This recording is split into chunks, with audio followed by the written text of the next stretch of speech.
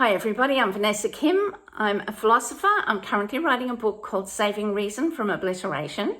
Thanks for joining my channel. I love to share my research here with you. Today I'm going to talk about the Amplituhedron because it's supposed to challenge the notion of space and time.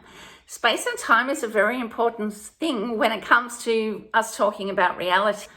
As I'm sitting here right now, I'm in a particular location in Australia, in Sydney, in my home, and I'm also talking at a particular time. It's late afternoon. That particular notion of space and time is very important because that's sort of how we operate in the world. So the Amplituhedron suggests a reality without space and time. It's a geometric structure that's dramatically simplified calculations in the quantum field theory. And what makes it truly revolutionary is that it doesn't include space and time. So it suggests that these two fundamental concepts that we've taken for granted in everyday life might not be fundamental at all, but rather they're emergent from a deeper, purely mathematical structure. In traditional quantum field theory, predicting how particles interact involves using Feynman diagrams, which are complex calculations that assume space and time exist in the backdrop. Now, these diagrams track every possible path a particle could take, integrating over vast possibilities, leading to equations that can stretch over pages. However, these calculations have relied on space-time coordinates, a framework we assume is fundamental.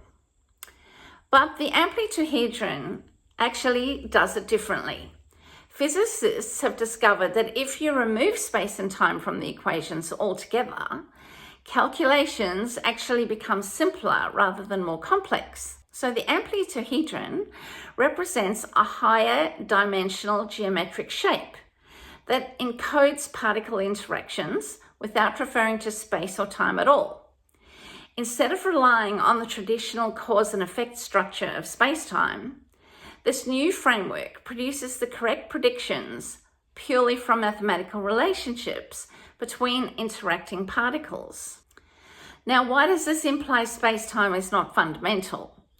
Well, if a theory can accurately predict quantum interactions without requiring space or time, then perhaps space-time is not a fundamental part of reality, but it is something that emerges from deeper rules. So here's the analogy. Temperature is not a fundamental property of the universe. It emerges from the motion of molecules. The fact that physics can describe heat without referencing heat directly suggests that it is a derived concept, not a fundamental one. Similarly, the fact that the Amplituhedron allows us to describe quantum interactions without space-time suggests the space-time itself is emergent, much like temperature is emergent from molecular motion. So what does this mean for reality? If space and time are not fundamental, this completely changes how we think about reality.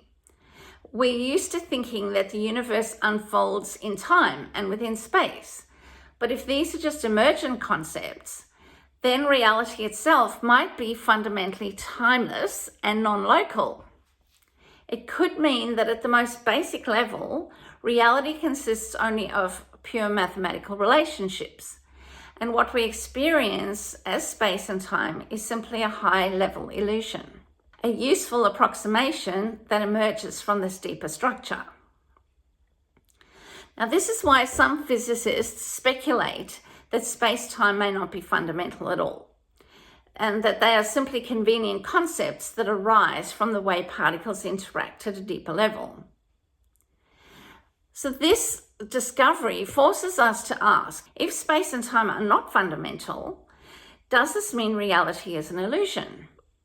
Scientists like Donald Hoffman, who is a cognitive scientist, take this to mean that reality itself is a mental construct, that consciousness shapes what we experience, and space-time is just a desktop interface that hides the deeper reality from us. I did speak of this in my last two videos, so if you want to go back and look at those, there is some more discussion about Donald Hoffman's work. But others, like scientific realists and objectivists, see the amplituhedron not as proof of an illusion, but as evidence that reality has deeper layers, which science is progressively uncovering. In other words, the amplituhedron does not prove that reality is fake. It proves that our previous understanding of reality was limited, and that we're now glimpsing an even deeper, more elegant structure beneath it. And this is where science and philosophy collide. Do we take the pragmatic view that science is just a tool, or do we pursue truth and try to uncover the deeper reality? So Ayn Rand, an objectivist, would likely reject any anti-realist, instrumentalist interpretations of the amplituhedron and view it as an example of how human reason progressively uncovers deeper structures of reality. So I think this is how she would frame it based on objectivism's core principles. Reality exists and it's independent of consciousness. So Rand's primacy of existence principle states that reality exists objectively, regardless of whether human consciousness perceives it. It would strongly oppose Donald Hoffman's idea that space-time is merely a perceptual interface, as this suggests our minds create reality rather than perceive it. Rand would argue that space-time is not an illusion, but an aspect of reality that we're still understanding. If the amplituhedron suggests that space-time emerges from deeper mathematical relationships, this does not mean space-time is unreal. It simply means it's a higher level of phenomena built on deeper physical laws. So Rand would likely compare this to how objectivism understands concepts. We abstract from perceptual reality to identify deeper underlying principles. But those deeper principles do not negate reality of the higher level abstractions. Rand's theory of concept formation emphasizes that knowledge is hierarchical. New discoveries do not invalidate old knowledge, but integrate it into broader knowledge, more fundamental frameworks. If the amplituhedron shows that space-time emerges from a deeper structure, this does not mean space-time is subjective or unreal. It means we're identifying more fundamental levels of existence. Just as Newton's laws were refined by Einstein's relativity, the amplituhedron may help refine our understanding of space, time, without invalidating its objective existence. Rand would likely say, space-time is real, but our previous understanding of it was incomplete. Science is not about destroying objective knowledge, it's about refining it and integrating it.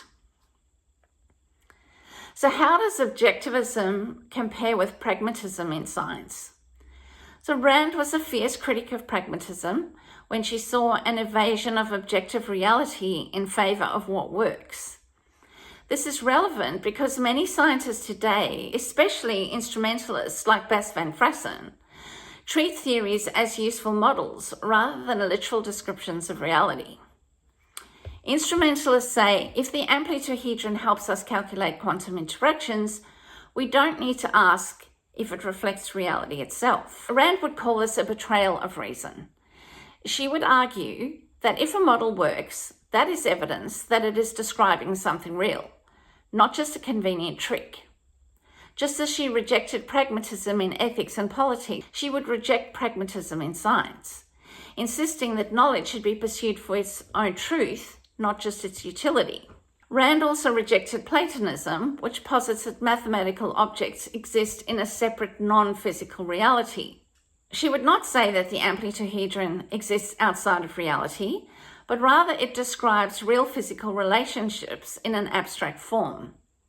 Just as concepts are mental integrations of real-world observations, the amplituhedron is an abstract mathematical structure that helps describe real quantum interactions. Rand would say more than likely that mathematics is not a mystical realm of forms, it's a tool for identifying the relationships in reality. She would oppose both the instrumentalist view that the amplituhedron is just a convenient trick and the Platonist view that it exists in a separate non-physical realm. Instead, she would argue that the amplituhedron is an abstraction that reveals a deeper objective structure to reality. So the final verdict is that reality exists independently of human consciousness. The Amplituhedron does not suggest that space-time is an illusion, but rather it emerges from deeper laws that we're now uncovering. Science is not just about prediction, it is about truth. If the Amplituhedron works, it likely reflects real structures in nature. Mathematics is an abstraction from reality, not a mystical realm. The Amplituhedron is a conceptual tool that helps us identify real relationships in the universe. Pragmatism in science is dangerous.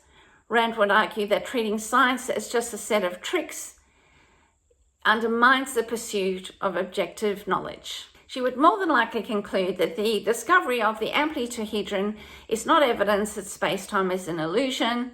It is evidence that human reason, when properly applied, can uncover the deeper structures of reality. Science is not a game of mathematical convenience.